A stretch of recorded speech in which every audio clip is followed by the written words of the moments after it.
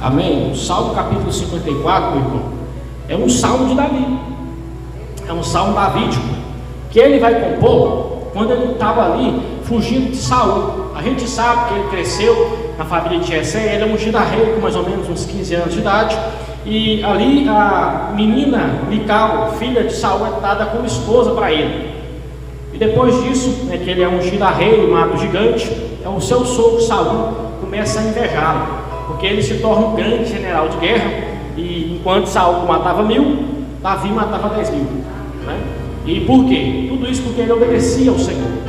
E Saul andava sempre com a lança na mão naquele castelo tentando matá-lo, né? Então há pessoas que sempre vão tentar nos matar, de todos os jeitos. O maior assassino que tem é Satanás. Ele tentou homicidar Deus, João capítulo 8, versículo 54. Quando ele, meu irmão Marinho, lutou contra o Senhor no céu, a primeira coisa foi revoltar-se contra a palavra de Deus. A segunda foi tentar tomar o trono de Deus à força, matar Deus, né? A ideia dele, meu pastor, era assassinar Deus. E é por isso que quando eu e você, nós temos um sentimento de ira, de trevas contra alguém, nós estamos nos assemelhando ao diabo, né? Então nós temos que limpar nosso coração desse pensamento. O que ele fala lá? Irai-vos, mas não pequeis, não se põe o sol sobre a vossa ira. E o Salmo 54 é num desses encontros. A palavra do Senhor vai dizer, minha irmã, que Davi, ele já tinha fugido de Saul. Nesses entremeios, ele recebeu a ajuda de um camarada chamado Aimeleque. Aimeleque era um sacerdote da segunda linha.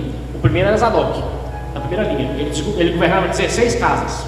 Então, dos 24 turnos, Zadok tinha 16, e Aimeleque tinha os outros 8, certo? Então, nessa condição, Aimeleque ajudou Davi. E o que aconteceu? Saul, perseguindo Davi, descobriu. E Saul já tinha cometido um pecado grandão, que era desobedecer a palavra de Deus. Mas porque Aimeleque ajudou Davi, Saul matou não somente ele, mas 85 sacerdotes. É como se alguém pegasse 85 pastores dessa cidade e matasse os 85. Olha o tamanho do pecado de Saul. Porque um homem chamado Doeg, o Edomita, entregou ele. Doeg era um linguador. No dia que Davi estava conversando com Aimeleque, Doeg estava presente. Ele foi lá entregar-lo para que fosse morto. A palavra do Senhor vai dizer que Davi, então, ele foge da presença de Saul, vai com o filho de Aimeleque, que era Abiatar. Era um homem de segurança, um homem de confiança de Davi. E na segunda etapa, ele vai para uma cidade chamada Keila. Não é engraçado o nome, a cidade chama Keila. E Keila, aqueles moradores, ele ajuda aquele povo a ser salvo, né? E aquele povo é salvo e livrado pela mão de Davi. Só que Saul descobre que ele estava lá. O maluco estava endiabrado ao extremo, querendo matar ele. Já não basta ter matado o sacerdote, agora vai para cima da cidade. E Davi, como ele era bastante esperto, bastante temente a Deus, ele pega e consulta o Senhor. E aí, meu irmão Marinho, eu penso que presta atenção no que vai acontecer. Ele consulta o Senhor e ele fala assim: Saul está vindo? Deus fala assim: está vindo. Ele fala assim: esse povo vai me entregar para Saul? Vai te entregar. Naquele dia, a palavra do Senhor fala que Davi e os seus homens fugiram sem rumos da cidade de Keila. Eles fugiram como quem não tem para onde ir. Por quê? Porque o inimigo o cercou de todos os jeitos. E ele chega em um lugar chamado Zif. E lá em Zif acontece a mesma coisa, só que os cidadãos lá, eles não esperaram. Não esperaram Davi ficar lá dentro. Eles foram até Saul e falaram assim: ó, Davi está entre nós. Davi está conosco, mata esse homem, né? Vem cá matar ele. A palavra do Senhor diz que naquela ocasião, se Davi, ele vai fugir de novo de Saul. E enquanto ele fugia de um lado do monte, Saul fugia do outro lado, tentando matá-lo. A palavra diz que naquele dia Saul ele deu uma dormida, né? Ele vacilou. A palavra diz que Saul no momento foi aliviar o seu ventre. E Davi chegou por detrás dele, passando pelos seus soldados, para você ver a soberania de Deus nessa situação. Ele corta um pedaço da roupa de Saul e passa do outro lado, abanando, né, meu irmão Marinho, mostrando que o Senhor era com ele. E é nessa situação que Davi, ele escreve esse salmo. É nessa situação que Davi escreve. Meu irmão, Saul tentou matar ele dentro de casa, de fora de casa, matou o sacerdote que ajudou ele, foi até ele em Keila, o povo de Keila ia entregar ele sai correndo sem rumo. Ele chega em Zif, o povo nem espera Saul procurar ele, vai até Saul para poder entregar Davi. Fala: esse homem está conosco. Se Se você ler o subtítulo, fala assim: quando os ifeus vieram a dizer a Saul, não está Davi morando entre nós? O subtítulo do Salmo 54. Davi chegou, Saul falou: Davi está morando conosco, vamos lá, matar ele. E fala que Davi, ele fugiu de Saul e Saul o perseguia. E nessa ocasião ele foi livrado porque os filisteus tentaram destruir Israel, e ele foi poupado. E a gente conhece essa história por meio dessa palavra lá em 1 Samuel 22, 23 e 24. E aqui, meus irmãos, a palavra diz que Davi estava orando, que eu queria que você prestasse atenção nesses 3 pontos de oração. Primeira coisa, ele começa a fazer igual um menino pequeno. Ele fala: Senhor, escuta minha oração, ó Deus, abre os ouvidos para o que eu falo. Meus irmãos, quando eu e você queremos algo da parte de Deus, nós temos que chamar a atenção.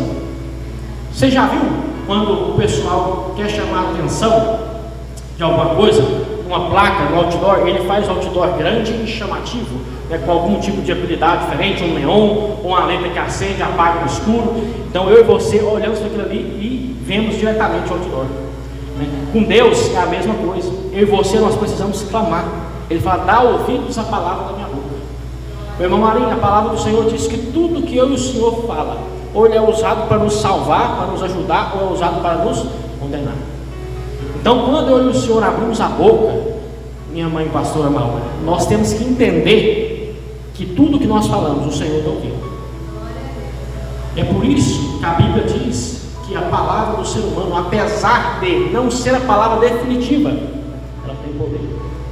Porque se eu lanço a palavra sobre a sua vida de bênção e de graça, o resultado é bênção e graça. Se eu lanço a palavra neutra, pode ser que ela venha até ser usada para o mal. E se eu lanço a ruim, aí é que é pior. O senhor entendeu? Então, assim, a situação das nossas palavras, elas fazem diferença. E a oração, meu irmão, ela tem poder ilimitado. Sabe por quê? Porque quem responde tem poder ilimitado. Por isso que Davi, ele fala assim: dá ouvidos ao Senhor e faz-me justiça. Por que, pastor? Ele tinha sido perseguido por Saul dentro do palácio, foi 2 tentativas de homicídio. Fora do palácio, não foi o suficiente, matou toda a casa de Aimeleque. Isso é tão sério que quando Saul manda, os guardas dele falam: não, nós não vamos matar.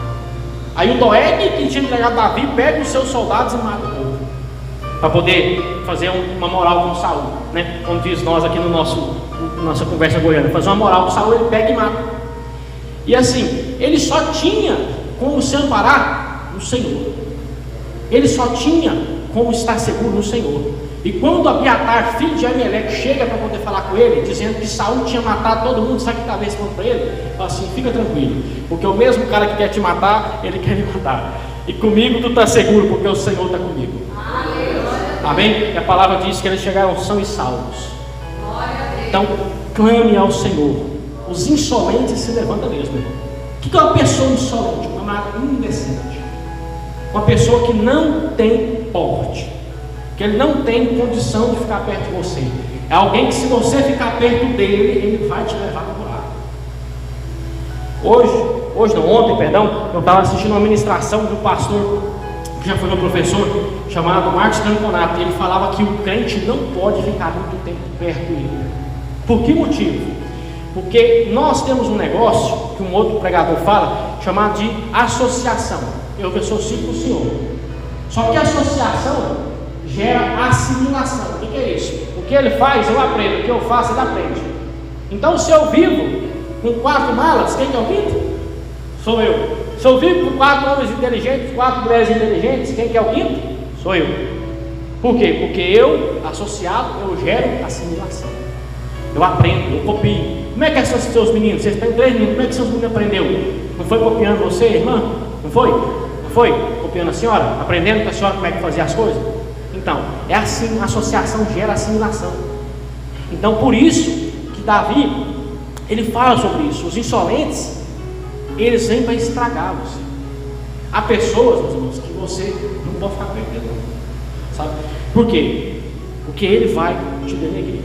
Às vezes ele não vai falar mal de você, às vezes ele não vai tacar praga em você, mas só os maus modos que ele tem vão te fazer ter maus modos. Eu vou dar um exemplo.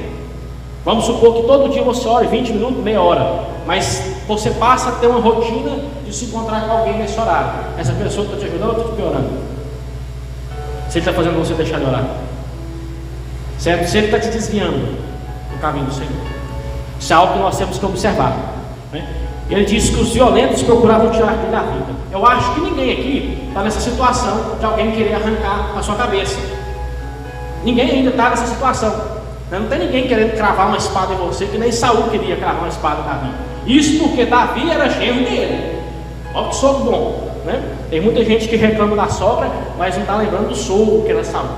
O camarada matou todo Israel, todo o sacerdócio, né, daquela cidade de Aimeleque para procurar Davi, e queria matar o próprio genro. E não só matar o próprio genro, como quis matar o próprio filho também. Se você ler aquela passagem que ele fala assim: quem entregou nós para Davi, que morra. Quando ele foi ver, era o filho dele. Então ele tinha que matar o próprio filho. Então Jonatas, né, sofreu junto com Davi isso aí. Abiatar, Aimeleque, todos os homens, porque Saul era um homem que era maligno, estava maligno. E algumas coisas que nós temos que ponderar. Agora Davi, no versículo 4, ele já muda a situação. Ele vai começar dizendo por que ele pede para Deus, tá? O meu irmão Marinho. Vai falar assim: que o Senhor é um ajudador, é alguém que dá vida para ele. Olha lá, que me sustenta a vida. O Senhor te sustenta a vida. Essa camisa que o Senhor trouxe hoje para você vestir, esse terno que eu trouxe para vestir, isso aqui não me pertence. A palavra do Senhor diz no Salmo 24 que é tudo do Senhor. Sabe, quando nós levantamos hoje cedo, foi Deus que decidiu nos dar a vida. Não foi somente o oxigênio, porque se fosse somente o oxigênio, pode ser que nosso aparelho respiratório parasse de funcionar, nós tivéssemos que ir para o hospital, talvez falecer, né? Então o Senhor, Ele guarda tudo e todos. Salmo 90 diz: ensina nós a contar nossos dias, para que nós alcancemos um coração sábio, meu irmão. O que é encontrar um coração sábio? É saber o que está fazendo, é ter entendimento do que está fazendo, é saber as consequências do que nós estamos fazendo. Porque quando eu e você fazemos algo, a Bíblia diz que a nossa consequência do que nós fazemos, ela não é só neste mundo. A nossa consequência é eterna. Ela tem valor eterno. Porque a Bíblia diz que lá na eternidade o Senhor vai julgar as nossas obras, e seremos salvos ou condenados por meio que agimos. Então é isso que ele está falando. Deus nos dá vida. Você tem buscado a vida de Deus, você tem procurado a vida do Senhor, tem se entregado ao Senhor. Sabe, meus irmãos, eu vou dizer algo que eu aprendi em 5 anos, um pouquinho de ministério, de cristianismo. É que Deus, às vezes, Ele pega o que está errado e Ele faz ficar mais errado. Sabe por quê? Porque Ele tem algo para fazer, Ele tem que fazer uma limpeza. Davi, ele ia ser rei de pouco tempo. E se ele tivesse, igual eu falei no sábado para os irmãos em Catalão, se ele quisesse bancar de herói, ele tinha falado o quê? Não, eu não vou fazer isso não. Ontem Samuel veio aqui em casa e ungiu o rei, vocês têm tudo que baixar a cabeça para mim. Não, ele continuou sendo pastor, ele continuou sendo guerreiro, ele continuou fugindo do sogro dele, confiando no Senhor. E ele não precisou, meu irmão Marinho, estender a mão para aquele homem. Certo? Pode ser outra mulher também, no lugar de Saul. Ele não precisou estender a espada para aquele homem. Por 2 vezes ele pode matar aquele homem, no mano a mano, ninguém ia ver, e ele não matou. Porque ele sabia que primeiro que ele, Saul tinha sido ungido rei. Então Saul podia ter que arrancar a cabeça dele. Satanás pode querer arrancar a sua cabeça, mas o Senhor Deus está contigo, é o que te dá vida. 5. Ele retribuirá o mal aos meus opressores, por tua fidelidade dá cabo deles. Versículo 5, irmão, parece que é um versículo que Deus, Ele é alguém que mata os seres humanos, né? Davi fala o quê? Deus vai acabar com aqueles que me perseguem. Deus vai arrebentá-los. A palavra é aqui. Quando ele fala assim, vai retribuir o mal, dar cabo deles, é arrebentá-los. Salmo capítulo 4, 5, ele diz que Deus quebra o queixo dos ímpios. Eu não sei se alguém aqui já pôde ter a oportunidade de ver o Mike Tyson lutando, né? Ele lutava baixado assim, dando soco rápido. Era uma coisa inédita no boxe. Um soco, meu irmão Marinho, ele desmontava o camarada. Um soco. A Bíblia diz que Deus é exatamente desse jeito. Uma única ação, Ele limpa os opressores. Agora aqui, meus irmãos, eu quero que você preste atenção. Davi não está praguejando os seus inimigos. Ele fala que o Senhor vai retribuir o mal. Deuteronômio 32 diz o quê? Não vingais com as próprias mãos, mas dai-vos lugar à ira de Deus. Então, deixa que a chibatada, deixa que a pancada, deixa que a cacetada, quem vai dar é Deus. Sabe por quê? Porque a sua cacetada, muitas das vezes, ela não é do jeito que tem que ser, ela não vai consertar o camarada do jeito que precisa, e outra, às vezes você excede. Deus, Ele não excede, Ele vai dar do jeitinho que a pessoa pediu para levar. certo? Então, quando eu e você temos que levar algo para o Senhor, nós temos que pensar nisso, entregar aqueles que nos perseguem na mão do Senhor. Por isso Jesus fala que você tem que orar pelos que te perseguem, orar pelos que te amaldiçoam, abençoá-los. Agora, no Novo Testamento, tem alguém que faz esse tipo de coisa, desse mesmo jeitinho aqui. 2 Timóteo, quando Paulo já está perto de falecer, ele fala assim para Timóteo assim, ó: Alexandre, o latoeiro, o ferreiro, me causou muitos males. Ele blasfemou da palavra da verdade, ele nos perseguiu, o Senhor lhe deu pago. Então, Paulo está entregando um homem ímpio nas mãos de Deus. Meu marido, entregue aqueles que te perseguem nas mãos do Senhor. Entregue aqueles que te causam prejuízo na mão do Senhor. Sabe por quê? Porque a paga do Senhor, vou usar a melhor expressão, é a melhor paga, ou talvez a pior paga. Por quê? Porque Deus vai retribuir conforme o pecado daquela pessoa, conforme a ação daquela pessoa. Então nós temos que entregar na mão do Senhor, porque se eu e você tomar as nossas dores para resolver, aí é nós que cometemos pecado. É nós que caímos naquele mandamento, no sexto mandamento: não assassinarás, não cobiçarás. Então deixa com o Senhor. É difícil, meu irmão, é difícil, meu irmão, porque nós temos uma tendência de fazer igual a Adão. Ou nós corremos do pecado, nós corremos do problema, ou nós agressivamos as pessoas. É difícil. Quando alguém fala alguma coisa atravessada para você, está com a veia curta, a primeira coisa que você tem na sua cabeça é de responder mal. E muitas das vezes você não tem coragem de responder. Mas lá na sua casa, você fica assim: poxa, eu podia ter falado tal coisa para o fulano que eu ia quebrar no meio, né? Podia ter falado tal coisa para a ciclana que eu ia cortar ela pela raiz. Então, a palavra do Senhor diz: não fique assim, não pense assim, entregue na mão do Senhor. É difícil entregar, porque às vezes a presença de Deus demora para poder agir, mas quando Ele age, é fiel. Ele fala que é fiel. E Ele fala assim, agora Ele volta para Ele próprio. Ele sai dos inimigos, Ele orou, Ele sai dos inimigos e Ele volta para Ele próprio. Eu oferecerei sacrifícios voluntariamente, louvarei o teu nome ao Senhor, porque é bom. Sabe quem fala isso aqui? Jonas capítulo 2, quando ele olha de dentro da barriga do peixe, ele recita esse verso. Fala assim: oferecerei ao Senhor os meus sacrifícios, pagarei ao Senhor os meus votos. Então, se você tem um sacrifício para Deus, faça. Não fique, meu irmão, parado. Quando eu falo parado, disse isso numa administração minha, essa semana passada, falei assim: não fique conformado, não seja conformado. Deus quer que você seja contentado, é diferente do que conformado. Contentar o quê? Você tem um carro andado? Alegre-se por conta disso, mas não deixe de querer o melhor para você e para sua casa. Não é porque você tem um carro bom, ou você tem um carro, ou você tem uma casa boa, que você não pode crescer. Mas você tem que estar contente com aquilo que você tem, porque a palavra do Senhor diz que Deus te deu. Entende? Então uma coisa não anula a outra. Eu posso ter uma casa gigantesca, posso querer uma coisa melhor para mim? Posso, ter total direito, mas a palavra do Senhor diz que eu tenho que ter gratidão por aquilo ali, porque senão se torna cobiça no nosso coração. É o que ele está dizendo: eu oferecerei ao nome do Senhor, porque é bom. Louvarei ao nome do Senhor, porque Ele é bom. Deus é bom. Sabe, meus irmãos, às vezes nós estamos tão preocupados com o que nós estamos passando, com as coisas que nós estamos vivendo, que se nós olhar para o outro lado, nós vamos ver o irmão que ele não está tomando tiro de calibre 12, não, está tomando tiro de tanque de guerra. Sabe? Então as pessoas estão muito piores do que nós, e Deus tem nos levantado para ajudar essas pessoas. Só que às vezes ela está tão ferida, está tão quebrado por dentro, nós estamos olhando só para dentro de nós. Não podemos. Vamos olhar para aqueles que Deus colocou do nosso lado. Eu oferecerei sacrifício. O que é sacrifício? Boas obras, é o que eu acabei de falar. O que é sacrifício? É um tempo de oração que você não tem orado. Às vezes você tem que pegar mais tempo para você orar, para você buscar a Deus. Você tem que se consagrar mais a Deus, falar mais com o Senhor.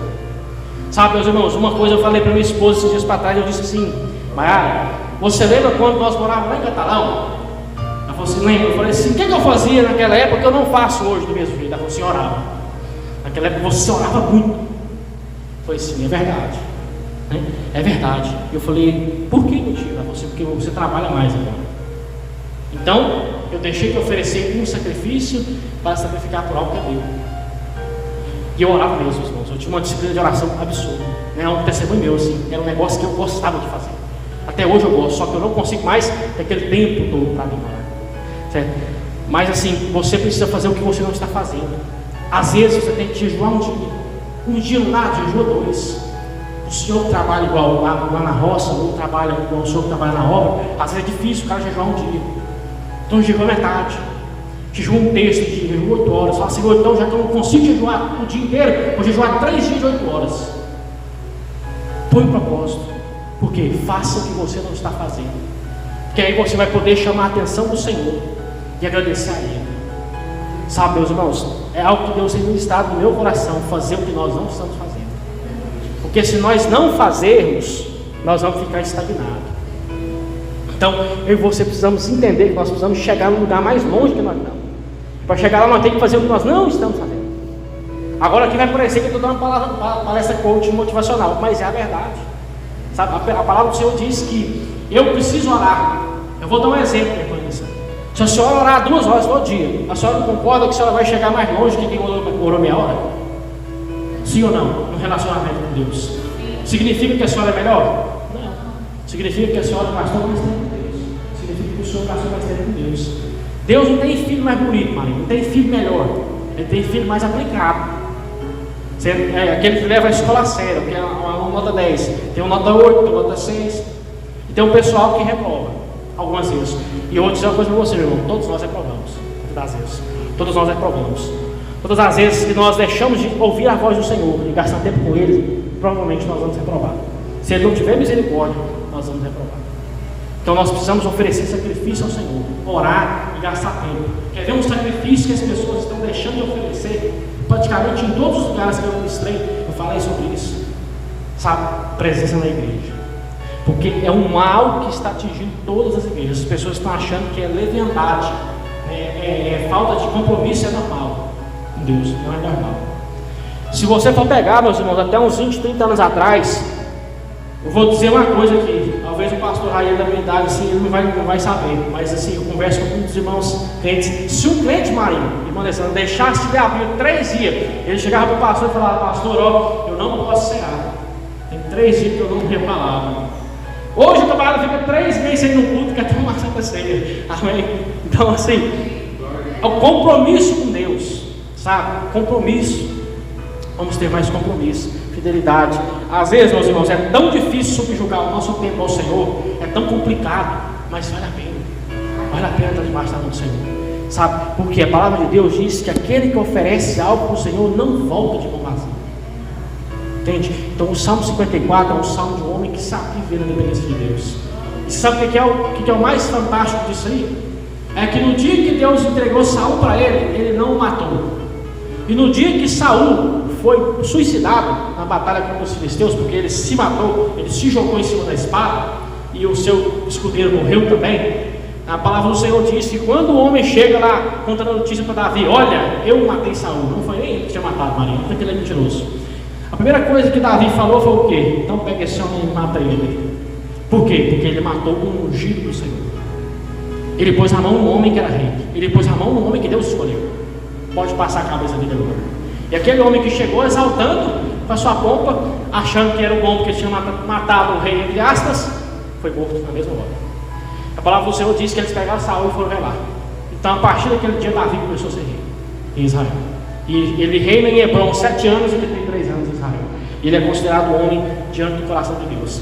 Agora, se ele toma as dores e vai para o braço com braço, você acha que ele poderia ter perdido essa batalha? Com certeza que ele poderia ter perdido, porque o exército dele era bem menor que o de Saul. Então assim, ele respeitou o tempo que o Senhor deu. Ele evitou o confronto com o adversário, até que o Senhor colocasse o adversário debaixo dele. E ele pôde ver Saul ali, morto, mas não foi ele quem matou aquele homem. Ele resistiu. E nós estamos falando de um camarada, meu irmão, que a coisa mais importante que ele fazia era matar os outros. Davi era um especialista em matar. Com 15 anos já era um matador. Matava um leão e um gigante. Então para ele matar Saul era uma coisa muito simples. Mas ele ainda assim segurou as suas mãos e falou: eu não posso, porque esse homem foi Deus que escolheu. Então nós temos que respeitar, buscar e respeitar aquilo que o Senhor Deus colocou. Vamos orar em nome de Jesus? Amém? Aleluia, glória a Deus. Que Deus venha nos abençoar, venha nos fortalecer.